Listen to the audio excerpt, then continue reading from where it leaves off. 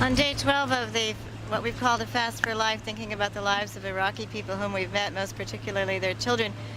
we know that tomorrow will be the day that people across the United States will commemorate those who were killed in the atomic bombing of Hiroshima. And certainly we think Einstein was right, that everything changed with that atomic bombing except our way of thinking. And so what we're here to ask for is that people really do that radical turnaround that says that we can no longer afford to keep stockpiling our country with mounting nuclear weapons, to be setting an example internationally that says when you want your way, you just hold people hostage to your own weaponry and your own strength that's based on superior military and technological means. We want people to recognize that the children who are caught as pawns in this very, very stubborn conflict that persists right now, a conflict, by the way,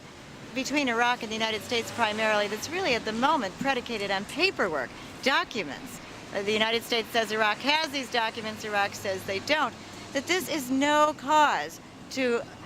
continue to inflict the most comprehensive state of siege ever imposed in modern history. That there has to be another way.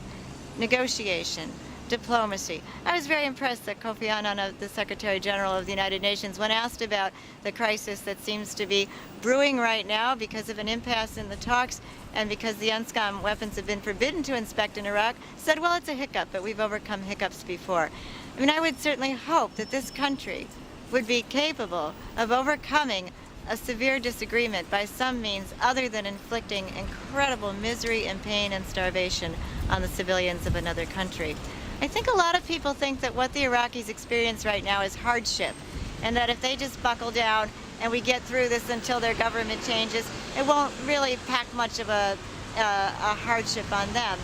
Well, it's not hardship, it's murder, it's death at an early age for children across that country.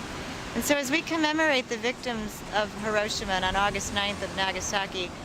it's our belief, and we know that many, many people around the country right now are prepared to give voice to the same belief, that the most respectful way to show our grief over the needless and the sinful and wrongful loss of life that Hiroshima and Nagasaki represented, the most respectful way to show our determination to turn, to wean ourselves off of this terrible addiction to weapons, is to prevent the ongoing deaths of children who are being slaughtered, who are being sacrificed by the usage of a very, very terrible new weapon, and that's the weapon of economic sanctions against Iraq.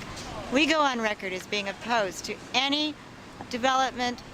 storage of, sale of, and certainly use of nuclear weapons, of biological weapons, of chemical weapons, and of economic sanctions being used as a weapon. You know, some people pass by here and